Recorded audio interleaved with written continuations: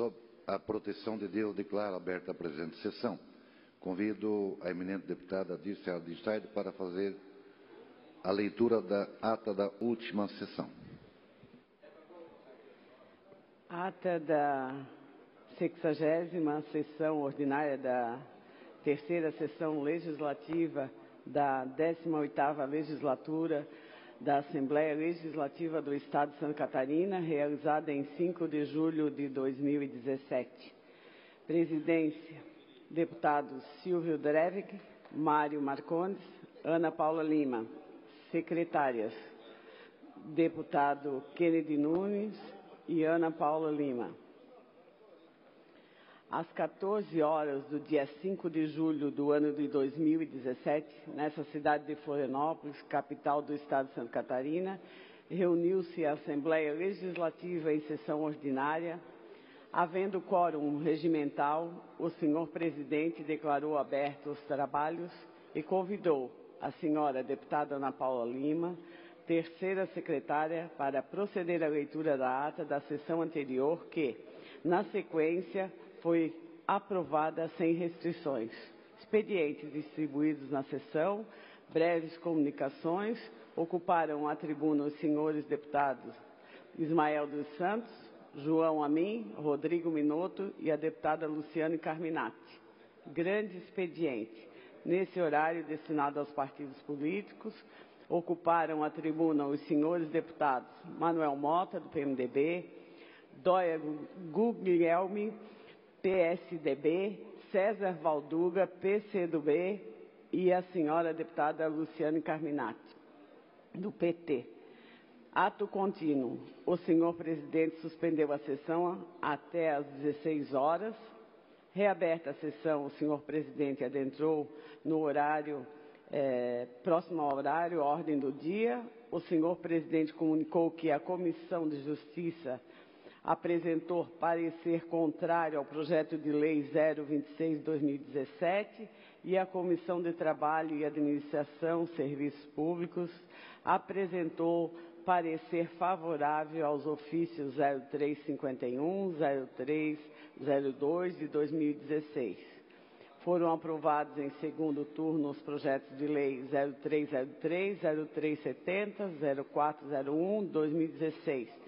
Em turno único, os projetos de lei 093, 0116, 0142, 0149, 2017.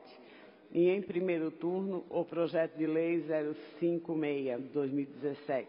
Foram aprovadas as moções 0109, 0110, 2017, bem como o requerimento 0685, 2017. Outro sim, o senhor presidente deferiu os requerimentos 0676, 0684, 0686, 2017 e comunicou que encaminhará aos destinatários as indicações 0478, 0483 de 2017.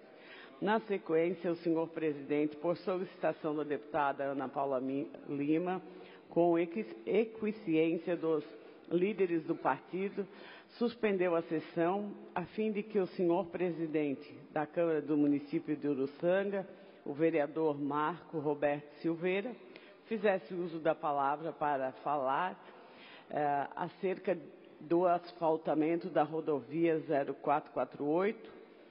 Ato contínuo. O senhor presidente reabriu a sessão e comunicou o próximo horário. Explicações pessoais. Fizeram uso da tribuna os senhores deputados Mário Marcondes, Serafim Venzon, José Milton Schaeffer, César Valduga. Nada mais havendo, o senhor presidente, antes de encerrar a sessão, convocou outra ordinária para o dia seguinte, no horário regimental, para constar, eu, segunda secretária, lavei a presente ata. Obrigado, deputada Dirce Ardinstein. Em discussão, a ata que acaba de ser lida, não havendo quem queira discutir em votação. Quem tiver de acordo, permaneça como está. Aprovada.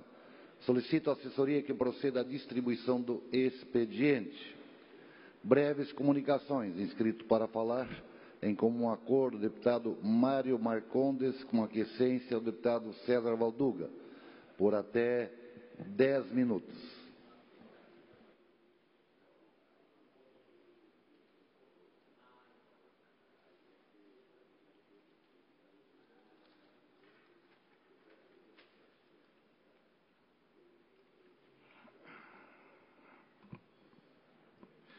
Senhor presidente, senhores deputados, senhoras deputados, cumprimentar aqui o pessoal do IGP, que se encontra aqui na Assembleia nessa manhã de quinta-feira, todos os nossos ouvintes da TVAL, Rádio Digital, povo de Santa Catarina.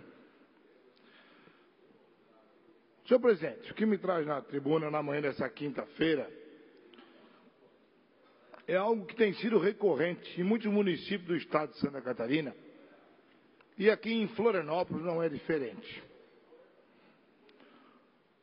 São as dívidas deixadas pelos antecessores a essa administração que assumiu no início do ano de 2017. E por que eu falo isso?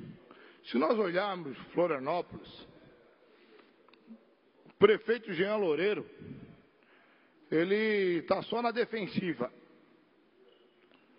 Ele está só num apagando incêndio. E hoje, aqui na coluna do Rafael Martins, ele coloca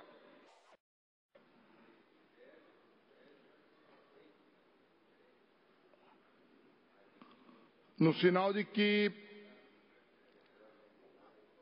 a Prefeitura de Florianópolis tem sido recorrente em páginas de jornais, no sentido de que, até aí o negócio agora das ligações, de telefone, nos postos de saúde e tal. Mas o que me faz falar hoje a Santa Catarina é onde é que está o Ministério Público nisso tudo.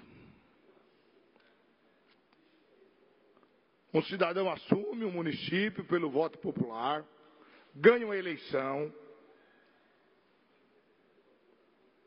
passa a administrar o município do jeito que entende que possa administrar, monta o seu secretariado, perde uma eleição, eu não quero nem falar do mandato, o mandato cada um faz o que bem entende do seu mandato. Perde uma eleição e deixa uma dívida monstruosa para o próximo que assume.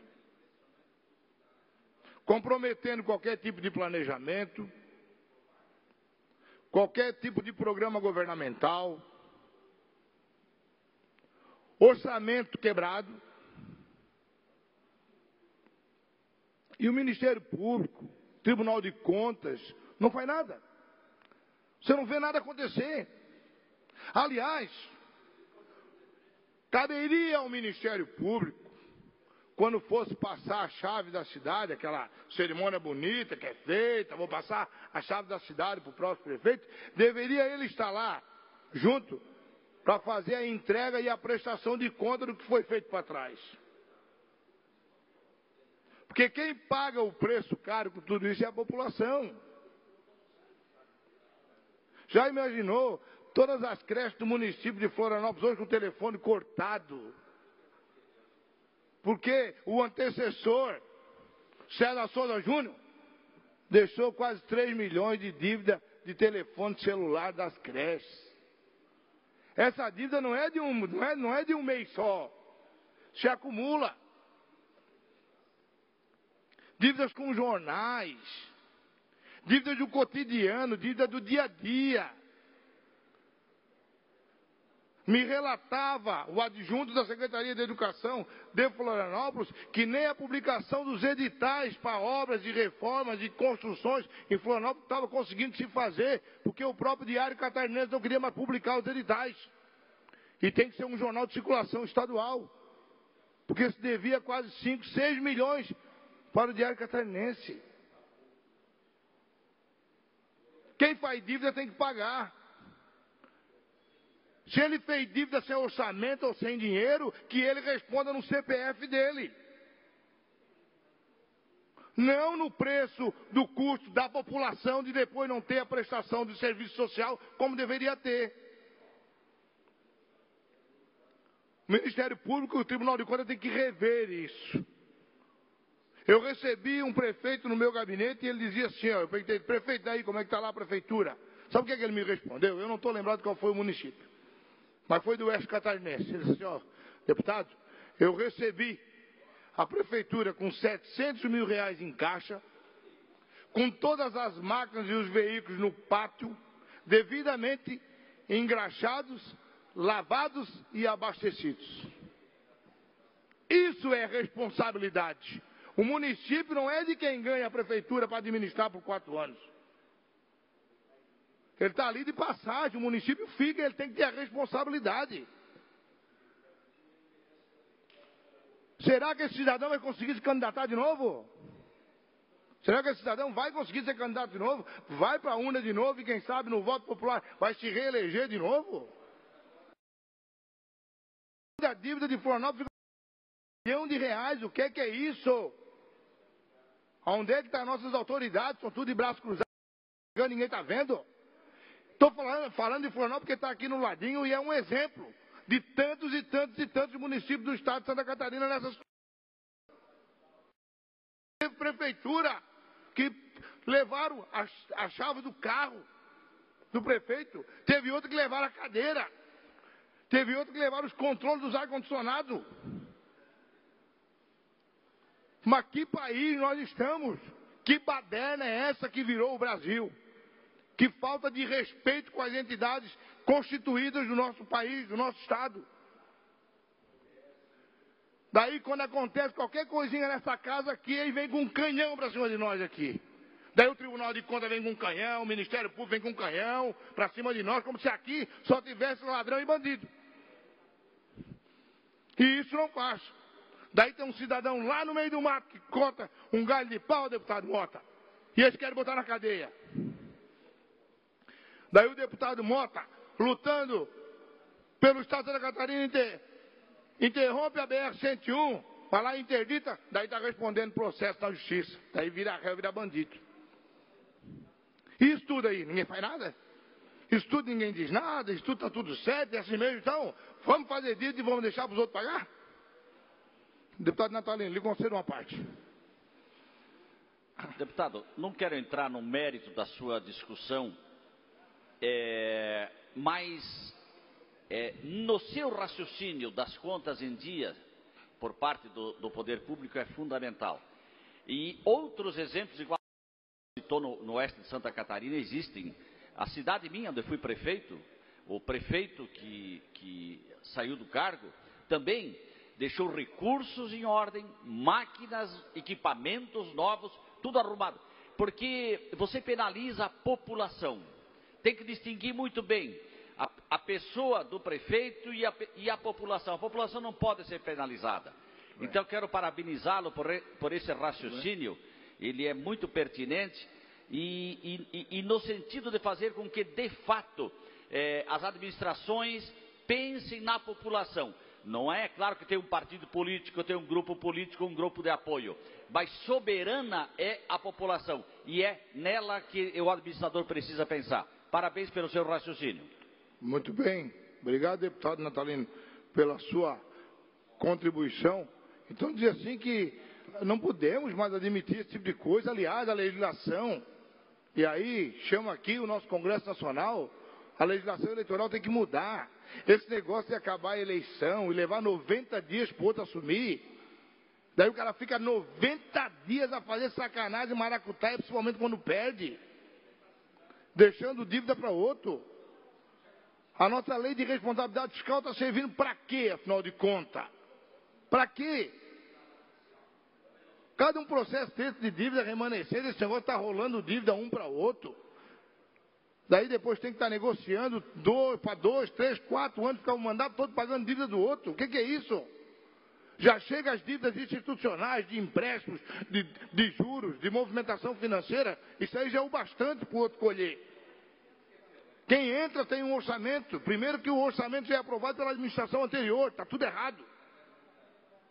Você pega um orçamento engessado da outra administração para você tocar o teu primeiro ano. Daí depois no segundo ano já vem uma eleição, para tudo. Depois começa a tentar embalar, começa a outra eleição, que é a reeleição, e assim vai indo. E não se administra e só se faz política e sacanagem. Então está aqui o chamamento ao Ministério Público do Estado de Santa Catarina, ao Tribunal de Contas do Estado de Santa Catarina que se tome medidas urgentes e emergentes contra as dívidas deixadas por prefeito para as outras administrações. Porque não é justo com quem ganha uma eleição, que assume que quer fazer um trabalho sério e honesto e não consegue administrar por dívida de administrações passadas. Era isso, senhora presidente. Na sequência, nós convidamos o deputado César Valduga por 10 minutos para usar a tribuna.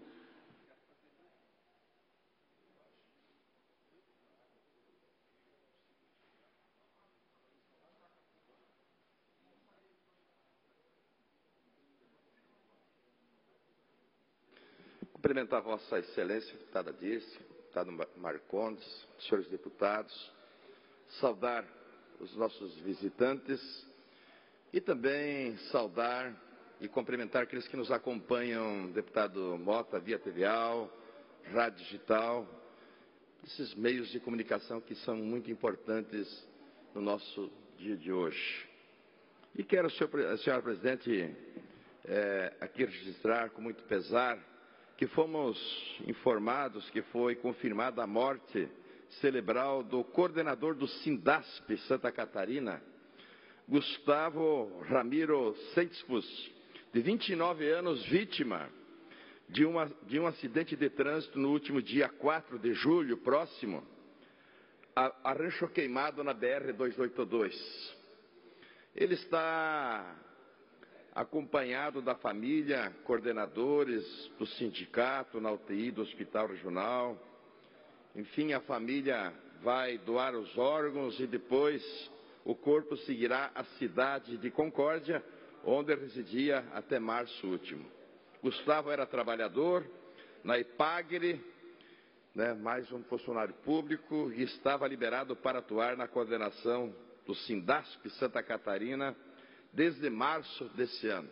Portanto, mais uma vítima ceifada, nas nossas BRs, nas nossas rodovias, e é com muito pesar que a gente aqui registra e prestar também a nossa solidariedade à família enlutada por esse momento tão difícil de um jovem sendo ceifado, portanto, nas nossas rodovias catarinenses. Quero, senhora presidente, aqui também registrar e dizer que começamos a semana com grave denúncia apresentada pela jornalista Ângela Bastos, do Diário Catarinense, sobre a constante violência doméstica a qual convivem as mulheres do campo, uma violência silenciosa, constante, deputado Mota, que resulta em traumas, sofrimentos e também desesperança. Só no Oeste foram 8 mulheres camponesas foram assassinadas pelos companheiros, pelos seus próprios companheiros. Então, só por si não dá para até justificar tamanha violência que está acontecendo, com relação à questão do machismo contra as mulheres. As notícias sobre violência doméstica são constantes, aterrorizantes e precisam estimular ações efetivas de enfrentamento. Esta noite, no município de Chapecó, esta noite, uma mulher foi assassinada a facadas pelo companheiro. Mais uma vítima da violência doméstica, fruto de uma construção social pautada no machismo, no sexismo e na misoginia.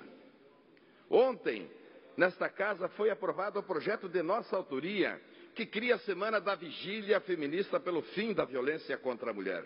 Ontem mesmo nós aprovamos, e nessa casa, por unanimidade, estávamos aqui, inclusive, debatendo, discutindo e pautando esse tema da violência contra a mulher. Da violência contra a mulher. Aprovamos, portanto, um projeto de lei de nossa autoria, que preconiza a Semana da Vigília contra a violência às mulheres catarinenses. Então, Santa Catarina, esse parlamento, dando um exemplo para todo o estado de Santa Catarina, que essa é uma tarefa não só das mulheres e também da bancada feminista, que faz um belo trabalho, a deputada disse, mas também de nós, homens, de nós parlamentares, de todos nós parlamentares, também fazermos esse enfrentamento, deputada disse, contra enfim, a violência contra a mulher, ou seja, psicológica, ou seja, física, que acontece nos dias de hoje. Então, um passo importante é gravar no calendário essa atividade, mas que precisamos, sem dúvida nenhuma, avançar. A defesa das mulheres, a luta pelo fim da violência contra as mulheres, não pode ser entendida, portanto, como uma tarefa apenas para as mulheres. As constantes denúncias das mulheres, em especial das feministas, precisa provocar em nós, homens, uma profunda reflexão sobre qual é o nosso papel no enfrentamento ao machismo e sexismo. O primeiro passo que nós, homens, precisamos dar é no sentido de nos compreendermos como detentores de privilégios. Nós somos nós que ganhamos melhores salários, os homens, que ocupamos muitas vezes os melhores postos de trabalho. Então, essa desigualdade, e que nós precisamos buscar essa equiparação. Também somos nós que temos um salvo-conduto cultural em realizar as tarefas domésticas. Poucos de nós compreendem que as responsabilidades, como o cotidiano dos filhos, da limpeza e arrumação da casa, não são tarefa exclusiva para as esposas, também para os homens, também para os homens. Elas se submetem a dupla, tripla jornada de trabalho, sendo muito mais exploradas, inclusive. Eu tenho acompanhado muitas mulheres camponesas, as mulheres agricultoras, que muitas vezes trabalham na roça e depois vêm para casa fazer o serviço doméstico. Isso também, não só as mulheres agricultoras, mas também as mulheres das cidades. Compreender que temos esse privilégio também é um passo importante. Muitas vezes desvalorizamos o momento de fala das mulheres. Desrespeitamos, cortamos sua vez de falar. Raramente isso acontece com um homem.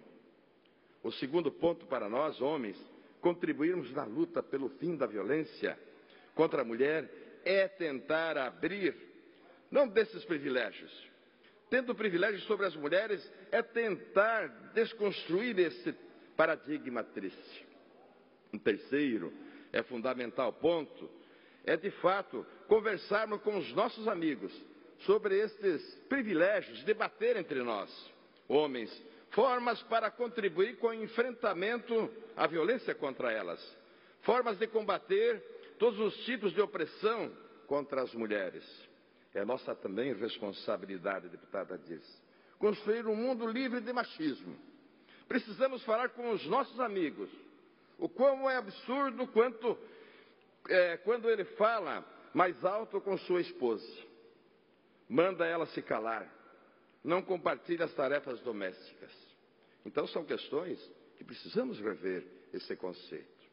Precisamos falar com os nossos amigos, homens, diariamente, o quão é prejudicial quando eles não criam condições para que suas esposas possam estudar, quando não criam condições para que elas não tenham atividades que vão além das de mãe e dona de casa, quando eles não se propõem a cuidar dos filhos para que suas esposas tenham vida social e de formação profissional também.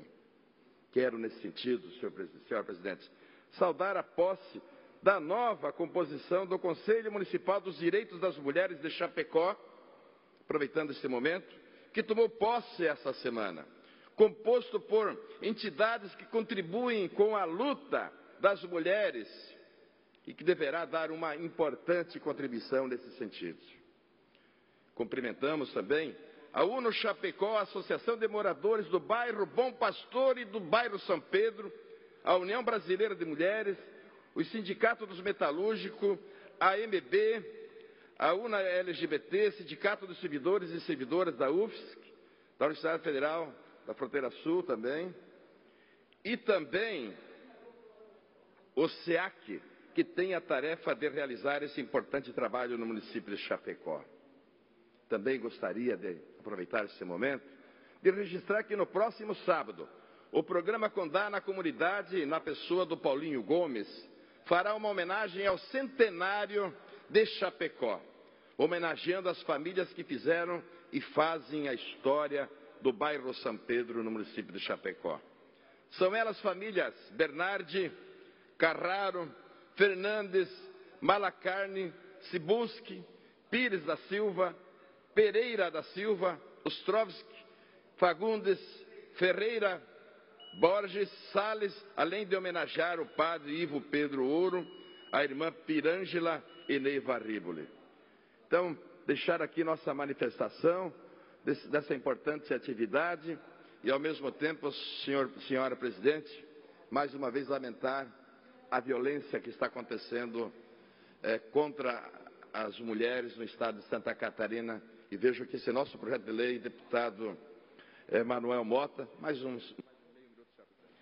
um minuto, deputado César Valduga. Esse projeto de lei que nós aprovamos, portanto, no dia de ontem, que trata de instituir a semana pela vigília feminista no estado de Santa Catarina, para que, enfim, as mulheres possam ter uma semana delas, deputado Mota, para que elas possam se manifestar, fazer atividades, atos públicos, enfim, atividades para que elas possam se organizar diante dessa barbárie que nós estamos vivendo, da violência contra a mulher, tanto no campo, mas também quanto na cidade, e que esse parlamento ontem demonstrou um ato de grandeza em aprovar esse projeto de lei, por unanimidade. Obrigado, senhora presidente. Obrigado, deputado César Valduga. Parabenizo pelo tema. Realmente estamos vivendo um estado muito crítico com relação à violência contra as mulheres. E, na sequência, nesse horário de breves comunicações, nós concedemos a palavra ao deputado Altair Silva por 10 minutos.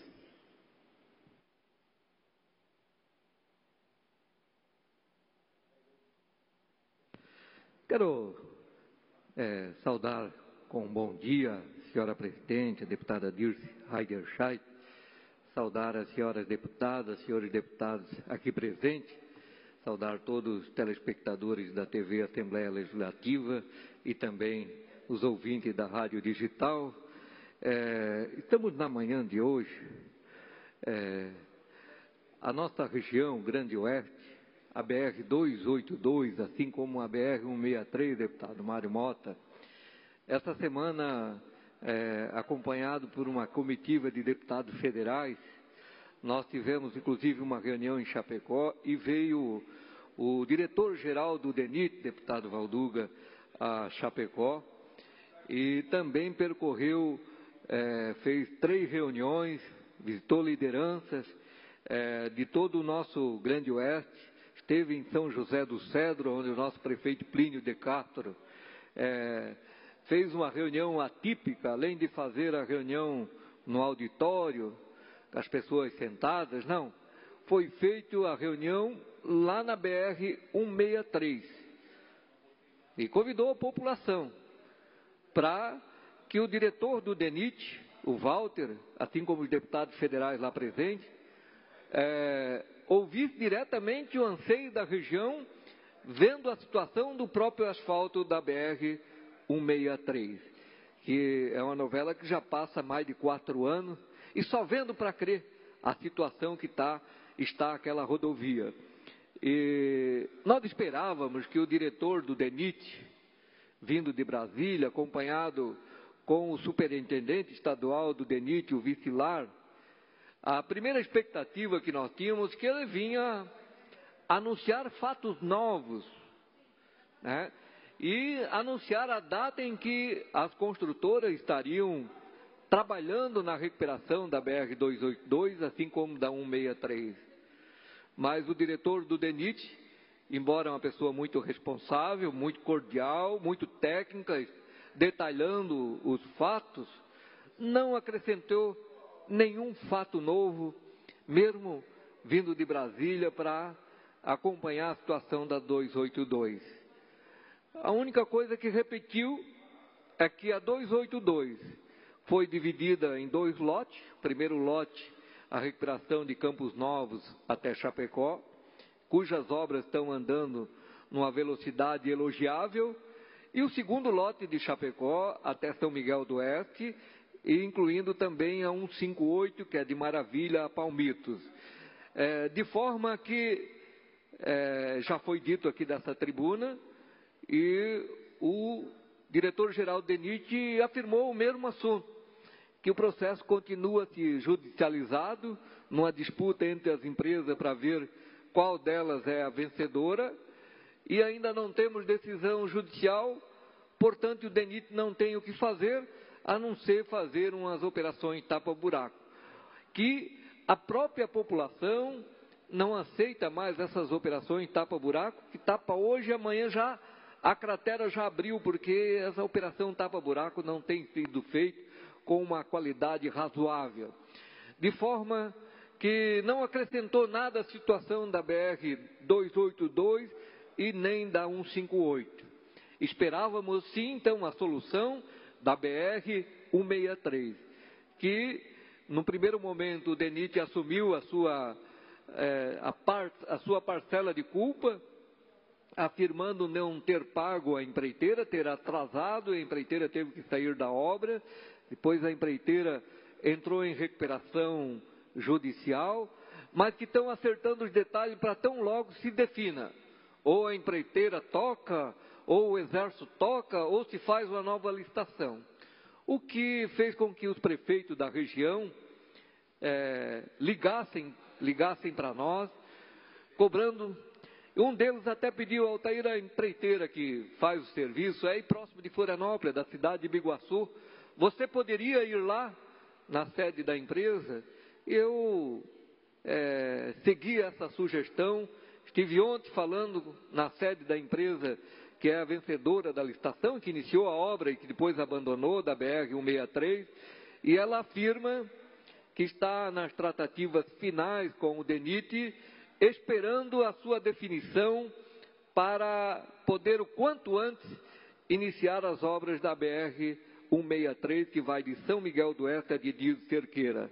Então, nós estamos nessa expectativa do entendimento entre a construtora e a empreiteira, que já está com o contrato em andamento entre São Miguel do Oeste e Didio Cerqueira, para que ela, o mais rápido possível, se defina. Vai dar sequência à obra, sai da obra, e o DENIT possa tomar os seus encaminhamentos. Por isso, deputado Valduga, o vosso aparte para, sem dúvida, contribuir muito com um tema muito importante na nossa região. Muito bem. Primeiro, parabenizar Vossa Excelência por trazer esse debate, deputado Altair. Mas, antes disso, gostaria de registrar aqui a presença dos servidores do IGP que nos honram nessa casa, que vêm falar sobre o importante trabalho que desenvolve no estado de Santa Catarina. Mas deputado Altair, que realmente a gente fica revoltado com a situação das nossas BRs, né? E realmente o nosso oeste lá está bem abandonado sobre o aspecto do investimento nas nossas BRs. E a indignação, a revolta, até eu esteve acompanhando alguns vídeos postados nas redes sociais, né, de lideranças, enfim, e também lá estavam vários deputados federais. Mas, enfim, chegar a tal ponto que chegou às nossas rodovias, né, as nossas BRs, lá no oeste principalmente, é vergonhoso, é lamentável, né, da forma que está, ou seja, provoca um acidente, pessoas que morrem, e sabe, a gente não vê resolutividade. Esse sistema que está aí já está vencido, não dá mais para aguentar. Não dá mais para aguentar. As entidades cobram, reunião para marcar outra reunião, faz outra reunião, nada. E vem o cara lá e dizer o seguinte: vamos anunciar um tapa-buraco. É uma vergonha anunciar tapa-buraco no estado de Santa Catarina. Olha que situação que nós chegamos. Anunciar tapa-buraco. O que é isso? O que é isso? Então, eu não pude estar presente, mas parabenizo Vossa Excelência de estar lá acompanhando passo a passo e trazer esse tema. E trazer esse tema aqui. E eu gostaria de propor, até dizer Vossa Excelência, que a gente faça aqui uma moção. Uma moção até de repúdio diante do descaso que está as nossas rodovias no estado de Santa Catarina. Não dá mais. Esse modelo aí, esse tipo de gestão já está vencido.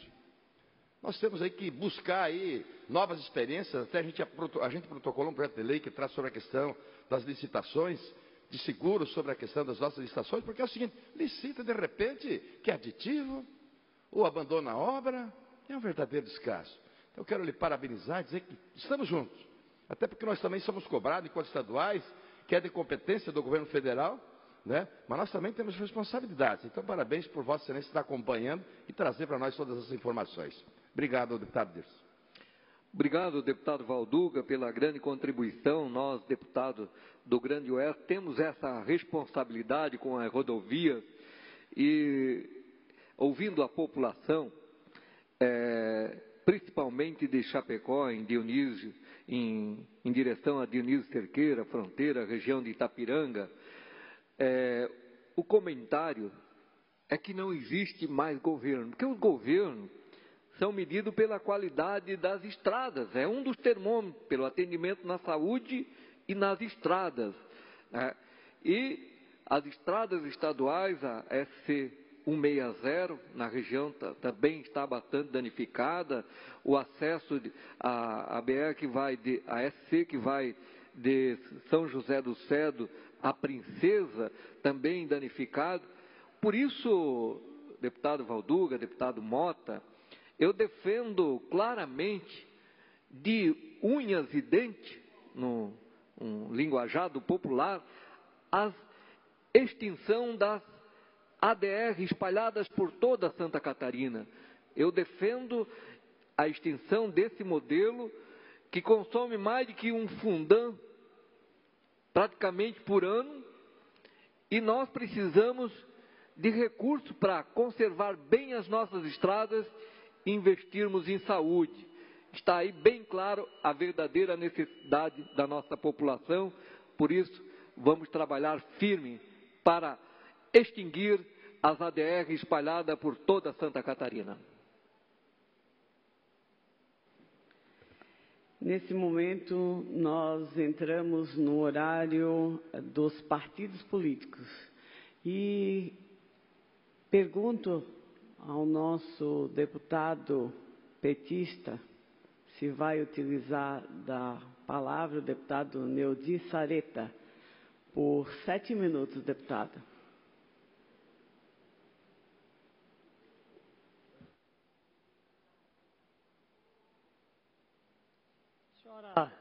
Senhora presidenta, senhores deputados, estimados catarinenses que acompanham esta sessão, gostaria de, nesse breve espaço de tempo, discorrer e falar aqui sobre a reunião que fizemos ontem, audiência pública, no âmbito da Comissão de Saúde desta Casa, da qual tenho a incumbência de presidi-la, quando na ocasião tivemos a apresentação do relatório quadrimestral de gestão da Secretaria de Estado de Saúde.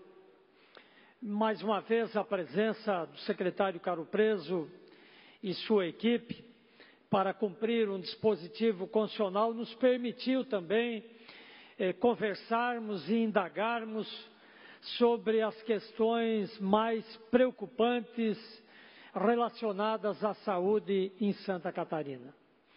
Como era a prestação de contas do relatório quadrimestral e da gestão principalmente financeira, obviamente que esse foi o tema principal e a nossa preocupação com os dados apresentados, já de conhecimento público anteriormente, via imprensa, mas ontem confirmados, do acúmulo de uma dívida de mais de 700 milhões na área da saúde.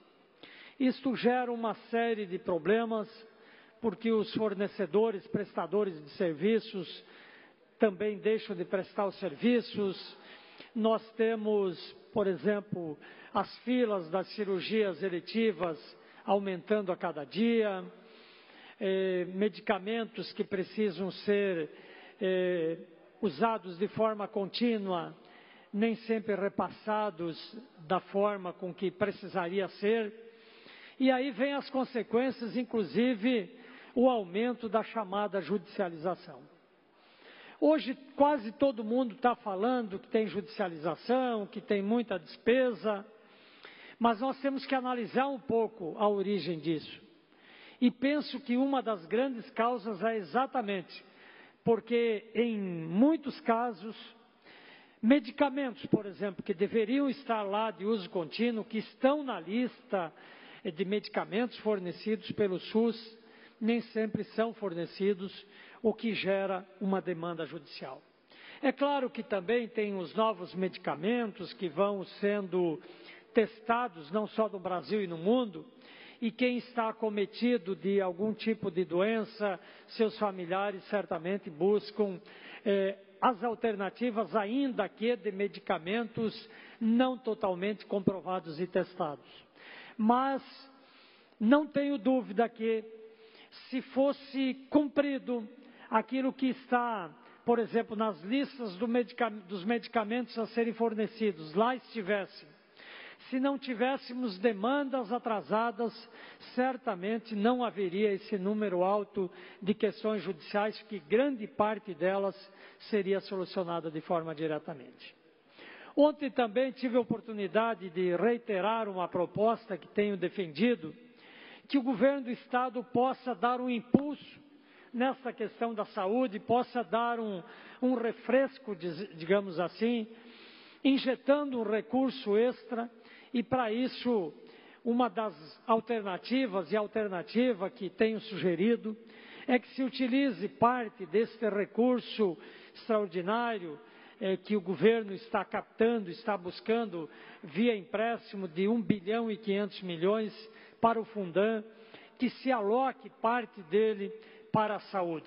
É evidentemente que tem a parte dos municípios que é importante, tem que ser repassada, a infraestrutura estadual, as rodovias, mas parte disso. Eu até tenho proposto que seja em torno de 300 milhões, deputado Milton Obres.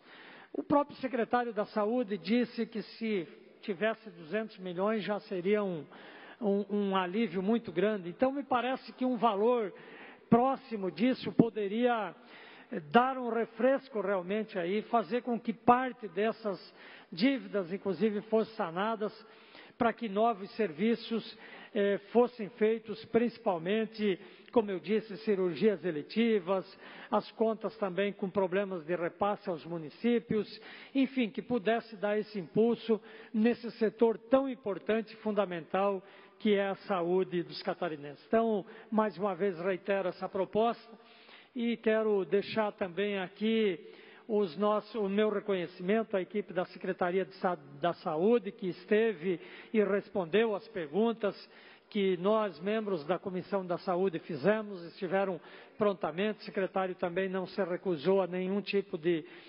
resposta e de comentário, e também a participação das pessoas da sociedade que lá estavam acompanhando, a presidente do Conselho Estadual de Saúde, alguns secretários de saúde, a presidente da Associação Catarinense das Pessoas Ostomizadas, enfim, pessoas que no dia a dia vivem a saúde, seja como trabalhadores da saúde, seja como entidades ou até mesmo pacientes, que estiveram participando dessa audiência pública que foi extremamente proveitosa. Muito obrigado, senhora presidente, que nesse momento está passando a presidência para o deputado Mário, a quem eu cumprimento também e agradeço. Muito obrigado. Obrigado, deputado Sareta. Autorização do horário destinado ao Partido dos Trabalhadores. E agora, no horário ainda destinado aos partidos políticos, eu chamo o PMDB, na pessoa da deputada Dirce, que, pelo que me foi informado, vai dividir o horário com o deputado Manuel Mota.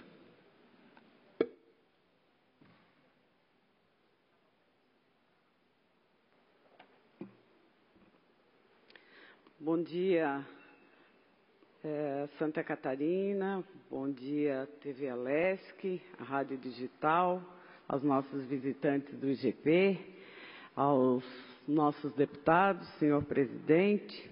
Eu venho a essa tribuna hoje para falar sobre um tema muito importante que se chama aleitamento materno.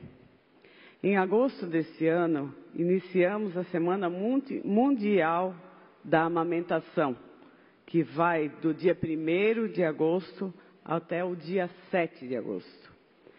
A Unicef Brasil divulgou que, segundo estudos, o aleitamento materno exclusivo até o 6º mês de vida pode evitar anualmente mais de 1.300.000 mortes de crianças menores de 5 anos, nos países em desenvolvimento, como o caso do Brasil. Senhoras e senhores, como bem sabem, os bebês que são amamentados ficam menos doentes e são mais bem nutridos do que aqueles que ingerem qualquer outro tipo de alimentação.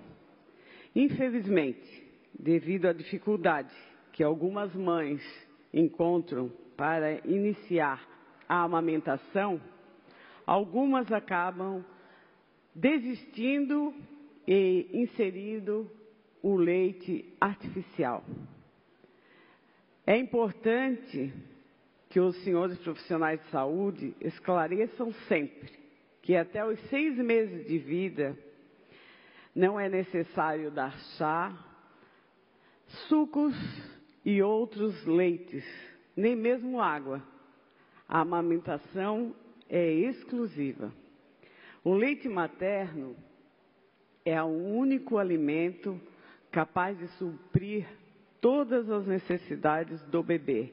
Por isso a importância da Semana Mundial do Aleitamento Materno.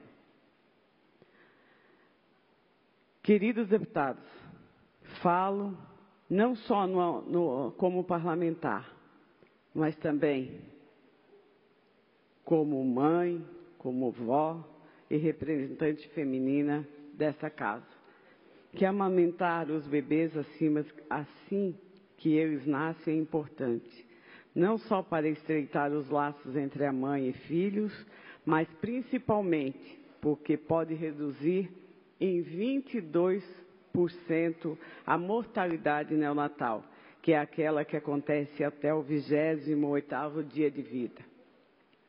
A Unicef Brasil também divulgou que em nosso país, do total de mortes de crianças com menos de 1 ano, 69,3% ocorre no período neonatal e 52,6% na primeira semana de vida. Trabalhar juntos para o bem comum será o tema da Semana Mundial do Aleitamento Materno de 2017, agora no mês de agosto. Pondo em prática o projeto de lei 0301/2015 da minha autoria, aprovado nessa casa, com a participação de todos vocês, em 2015, em prol do aleitamento materno, com a criação do Agosto Dourado, e apoiando essa campanha, convido todos para participar do 2º Congresso Catarinense de Aleitamento Materno, que acontecerá nos dias 28 e 29 de agosto nessa casa. O evento será direcionado para capacitar os profissionais de saúde do nosso Estado sobre a importância do aleitamento materno exclusivo, a importância existência dos hospitais amigos da criança, o apoio ao aleitamento materno, o aleitamento materno para a mulher acolhedora, a amamentação no contexto dos Objetivos de Desenvolvimento Sustentáveis, entre outros assuntos com profissionais qualificados nessa área. Assim como outros assuntos que nós fazemos à tona, os benefícios e a importância do aleitamento. Sabemos que nenhum ser humano é capaz de sobreviver sem um alimento. E para os bebês, o melhor alimento é sempre o leite materno. Ele, de fácil digestão, é também responsável por promover um melhor crescimento e desenvolvimento, além de proteger contra diversas doenças. O leite materno supre a necessidade de líquido de um bebê. Dar ao bebê outro alimento que não é leite materno aumenta o risco de diarreias e outras doenças. Senhoras e senhores deputados, a maioria aqui presente é pai, é mãe, é avô, né? É avó. Alguns já são avós, né? Como já falei. Pergunto aos senhores deputados, já pararam algum minuto para admirar o amor que existe entre uma mãe e um filho durante esse ato da amamentação? A troca de olhares, os sorrisos, o amor, é uma das visões mais lindas e sublimes que já presenciei. A amamentação, além de estimular o desenvolvimento físico-motor, segundo alguns psiquiatras, previne até a depressão. Portanto, eu quero convidar a todos vocês que divulguem esse nosso segundo congresso que essa casa está promovendo agora, nesse período de 28 e 29 do mês de agosto.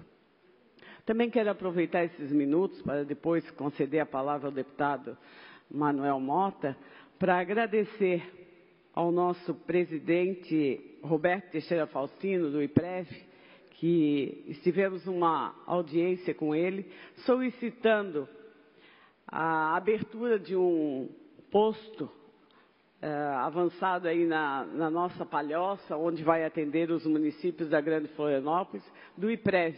E, gentilmente, com uma agilidade muito rápida, ele nos atendeu e, nessa última segunda-feira, nós tivemos o prazer de estar lá, fazendo a inauguração da sede que vai atender os municípios da Grande Florianópolis. Não vão precisar mais os nossos pensionistas vir enfrentar fila e toda essa questão de mobilidade para se deslocar a Florianópolis. Hoje nós temos agora um posto de atendimento no município de Palhoça, e isso vai facilitar a vida muito desses pensionistas.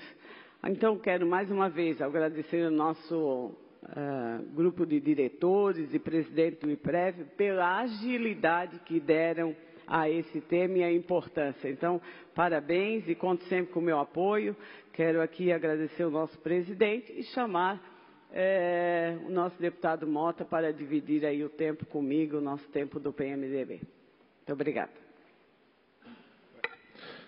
Obrigado, deputada Dirce. Complemento ao horário do PMDB, deputado Manuel Mota. Senhor presidente, senhoras deputadas, senhores deputados, senhores visitantes, que dá uma honra de prestigiar o parlamento na manhã de hoje, telespectador da TVA, rádio digital, eu quero levantar aqui uma questão que não está esclarecida em momento nenhum, e eu quero esclarecer com muita profundidade. É a questão das SDR de Santa Catarina. O saudoso Luiz Henrique criou, centralizou Santa Catarina, e que hoje acabou com as questões das empresas de fora do Estado, que se concentravam em Florianópolis, porque todas as licitações eram aqui em Florianópolis. E aí as empresas de fora dominavam e faziam, ganhavam, levavam o dinheiro para fora do Estado, e hoje, com as SDR, fazem e as regiões ganham, por isso que gera emprego, gera renda, não saíram mais dos municípios as pessoas para vir atrás de emprego, né, para os municípios. E aí, dizer que 2.000 empregos. Então agora vamos falar a verdade para que a população entenda. Araranguá tem uma SDR, tem uma secretaria. Sabe quantas pessoas tem de fora na secretaria? 6 pessoas. 6 pessoas. O resto é tudo efetivo do Estado. E como ela é mais ou menos 25%, aliás, 75% da secretaria deve ter 6, 7 pessoas. As maiores chegam a 10. Então, deve ter 250 pessoas de fora do Estado. Não 2.000 pessoas.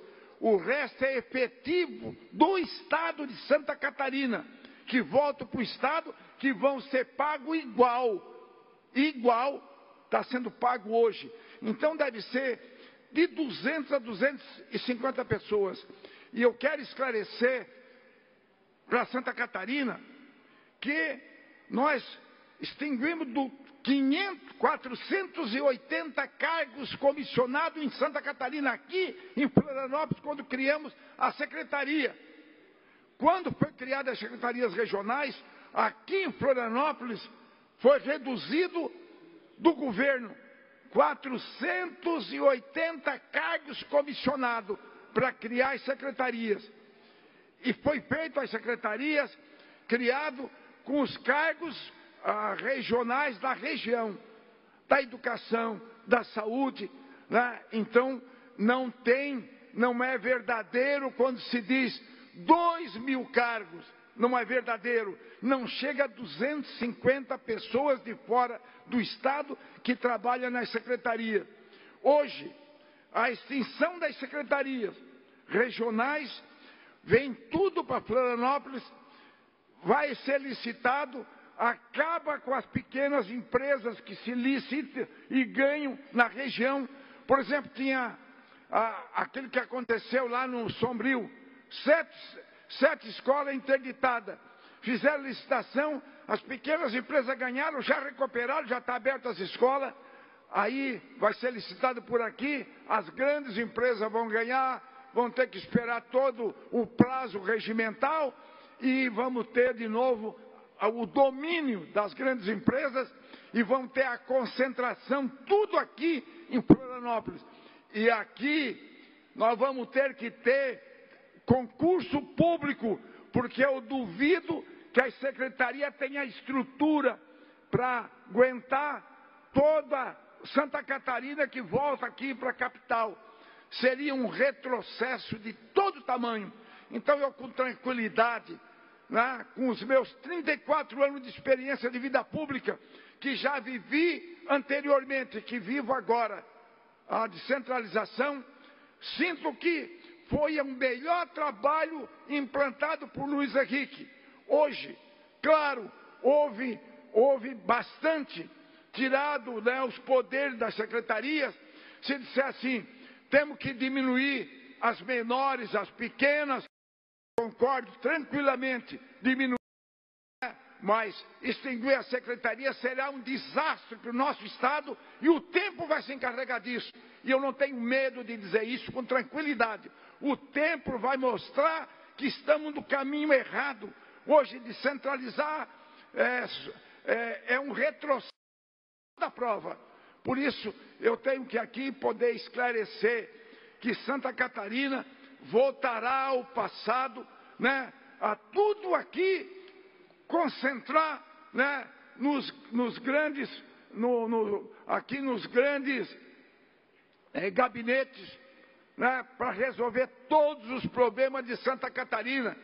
Aonde se resolve lá na base, vai ter que se resolver aqui, né, nos grandes gabinetes, que voltará um passado, né, como hoje tudo com Brasília, porque nada se resolve do Brasil nos estados. Quer dizer, voltará os estados a resolver tudo do estado aqui na capital. Por isso que se lutou para mexer a capital. Tivemos aquela vez por falta, né, daquilo que aconteceu, de poder criar secretaria, de poder descentralizar, e foi descentralizado. Então eu quero aqui, com muita responsabilidade e falando do fundo do meu coração, pensar nisso é pensar no retrocesso. Vamos tentar enxugar mais, mas tudo é feito na secretaria, pago por aqui, mas é feito na secretaria. Então eu quero aqui, com muita responsabilidade, dizer, vamos enxugar um pouco mais, vamos diminuir aquelas que não têm necessidade, mas não vamos voltar a esse retrocesso, que será um retrocesso para o futuro de Santa Catarina. E eu não quero participar desse retrocesso. Eu quero avançar para frente. Mais um minuto, deputado. Santa Catarina, hoje, é o melhor estado da federação. Não caiu do céu por isso. Caiu fruto de um trabalho desse parlamento, de um trabalho do governo, que começou no governo Luiz Henrique, dando passo para frente, continua no governo Raimundo Colombo, dando passo para frente, e nós não vamos dar passo para trás.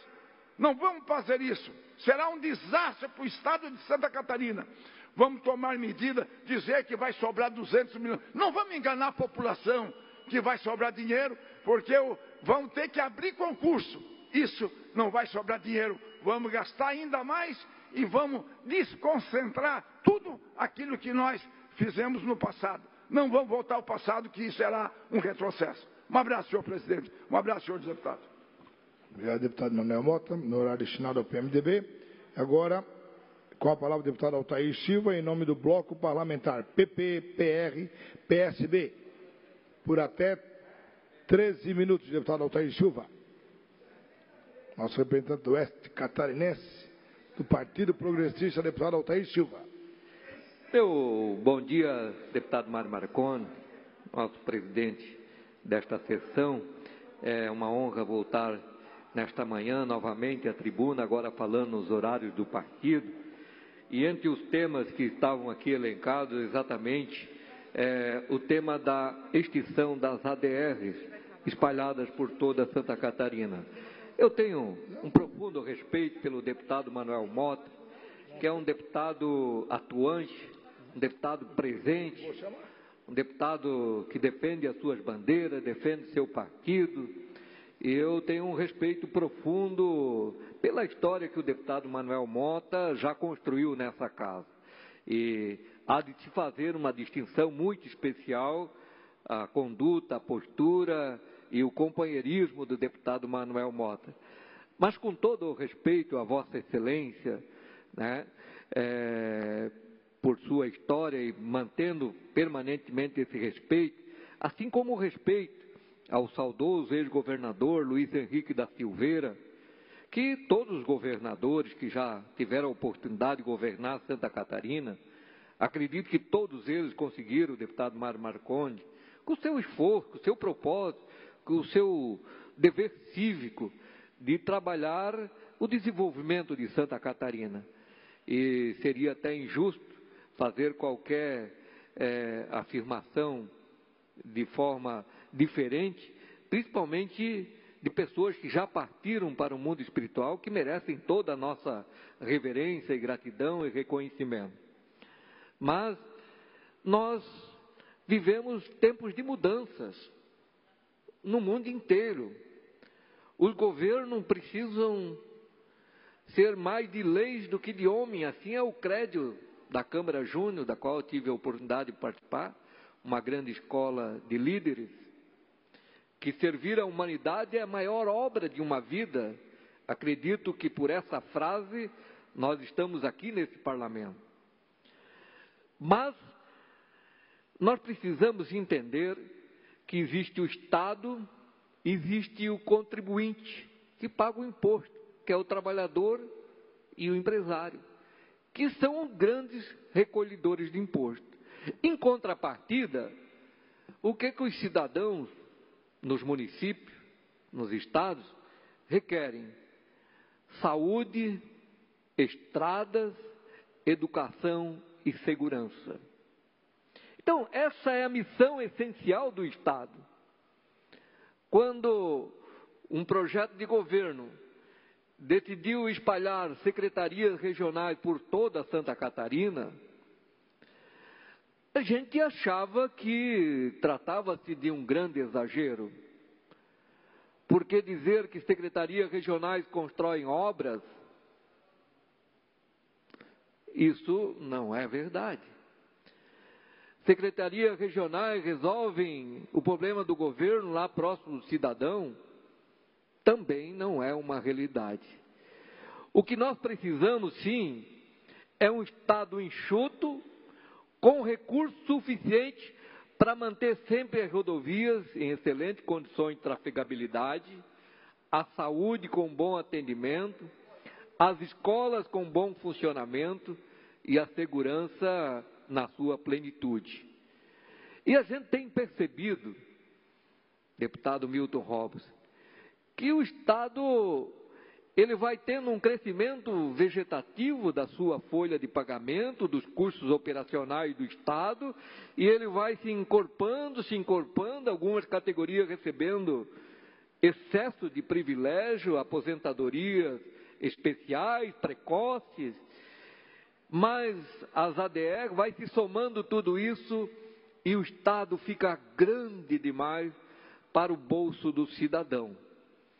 E o cidadão, o agricultor, o trabalhador, o empresário, que são a grande fonte de recolhimento dos tributos, deputado Mário Marconi, se vê cada vez mais pressionado por um Estado que se agiganta frente a ele. Por isso nós entendemos que o Estado precisa ser menor para ele ser mais eficiente. Não é retroceder, é se ajustar ao novo modelo econômico, ao novo modelo em que as empresas estão globalizadas e nem por isso elas têm que ter filiais em cada canto de Santa Catarina. Hoje existe o mundo digital e a verdadeira descentralização se faz agora, deputado Milton Robles, exemplo do Fundam, convênio direto do Estado com o município. A verdadeira descentralização se faz com o município. E entre os municípios existem as associações do município com estrutura técnica para elaborar projeto, para fazer o intercâmbio do conhecimento, para aglutinar os prefeitos, para desenvolver os planos de desenvolvimento regionais. E para isso nós não precisamos 35 secretarias regionais espalhadas por toda Santa Catarina. Há que se tomar uma decisão neste sentido, porque o custo tem ficado cada vez mais elevado para o contribuinte. Deputado Mário Marconi, Vossa Excelência, junto conosco, trabalhamos um esforço muito grande entre as prefeituras de Nova Trento e Tijuca, e São João Batista, para consertar um buraco lá na BR, na SC 410, no quilômetro 28,5, cuja comunidade estava fazendo bolos de aniversário, e o secretário da ADR de Brusque, pertence a São João Batista, veio numa reunião da Câmara de Vereadores de São João Batista afirmar que a Secretaria Regional não tinha recurso para consertar um buraco que já estava comemorando o aniversário. Juntamos forças, fomos muito bem recebidos pelo DEINFRA, pela Secretaria da Infraestrutura, e fizemos uma ação em conjunto para nós juntarmos força, fora o desgaste, deputado Mário Marconi, para consertar um buraco cuja a SDR de Brusque não teve habilidade política para consertar um buraco na rodovia, que felizmente já está sanado, a obra já está na fase final, só falta a pintura, está muito bem feita, já passou pelo teste, porque nós tivemos grandes chuvas. E agora, deputado Marconi, tanto a Vossa Excelência como eu, lá bem perto da comunidade onde Vossa Excelência se criou, e eu também, próximo de Tijipió, já cai uma outra barreira maior do que aquela. Será que a ADR vai resolver esse problema? Eu acredito que não. O nosso esforço terá que ser o mesmo para nós resolvermos, e lá é um buraco maior.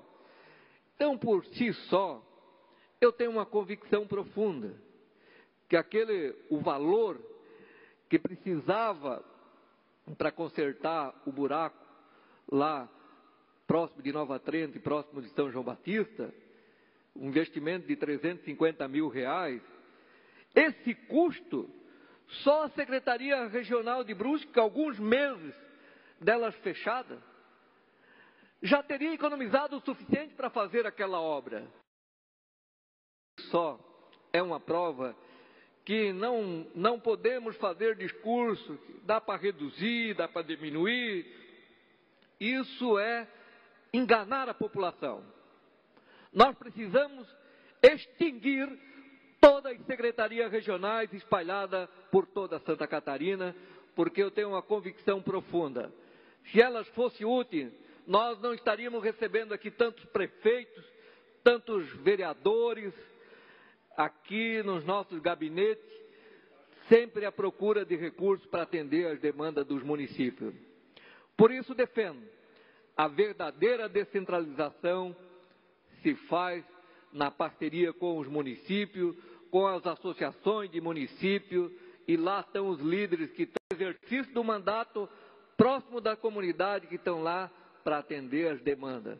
Por isso defendo claramente, se existe uma convicção, é que o Estado, se é que serviu por algum momento, para o atual momento da economia brasileira, especialmente de Santa Catarina, esse modelo já se variou, e não trata ser contra alguém do passado ou alguém do presente. Não estamos sendo contra ninguém, muito menos aos trabalhadores que estão lá lotados nas ADR. Trata-se de um modelo que por si só já venceu-se por seu tempo e precisa-se uma decisão rápida de governo para extinguir todas as ADRs, para que nós possamos economizar recursos para investir mais em infraestrutura em Santa Catarina, melhorando as rodovias estaduais, investindo mais na saúde, mais na educação, mais na segurança. Por isso, senhor presidente, deputado Mário Marconi, venho aqui a esta tribuna mais uma vez e tenho certeza que hoje esse parlamento já é a grande maioria que é a favor da extinção de todas as secretarias regionais espalhadas por toda Santa Catarina. Defenderei isso, trabalharei com afinco, junto com muitos colegas que certamente vão aderir aos projetos que já tramitam nessa casa pela extinção, para que Santa Catarina continue cabendo no bolso dos cidadãos, e é isso que todos nós precisamos. Muito obrigado, senhor presidente. Obrigado, deputado Altair Silva. No horário destinado ainda aos partidos políticos, o PSD. Não tendo oradores inscritos, esta presidência passa então à ordem do dia, onde comunica que a Comissão de Constituição e Justiça apresentou parecer contrário ao projeto de lei 029 de 2016. Só um momentinho, deputado Manuel Mota. Tendo como autor, deputado Mário Marcondes. Pela ordem, deputado. Mas, senhor presidente, questão de ordem. Eu pediria o senhor encerrar a sessão por falta de quórum, visivelmente não tem condições de tocar absolutamente deputado nada. Manuel Mota, no painel e no registro tem quórum, se os deputados estão nos seus gabinetes, mas nós vamos tocar a sessão, Não, porque mas não tem como tocar a sessão. tem o registro, o deputado Manuel Mota, tem o registro no painel dos deputados que estão presentes na Então Assembleia. eu peço o registro do painel de quórum. Faça o registro no painel do quórum para mim, fazer favor.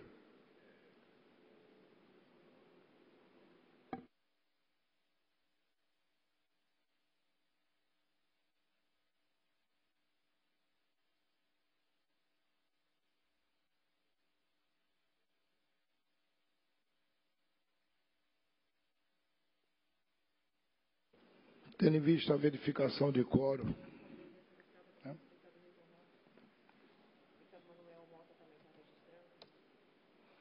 Deputado Manuel Mota.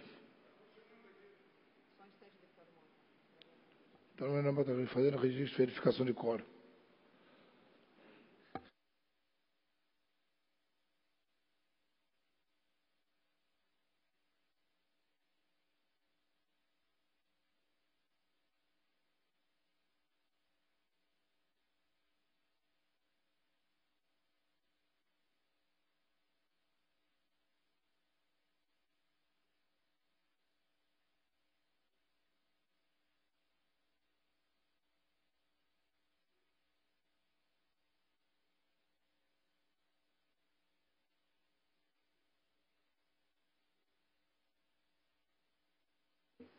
Feito o registro de quórum, não tendo quórum para que a gente permaneça na sessão, a pedido do deputado Manuel Mota, em verificação de quórum do painel, esta presidência, antes de encerrar a presente sessão, convoca a outra ordinária para terça-feira, no horário regimental. Está encerrada a presente sessão.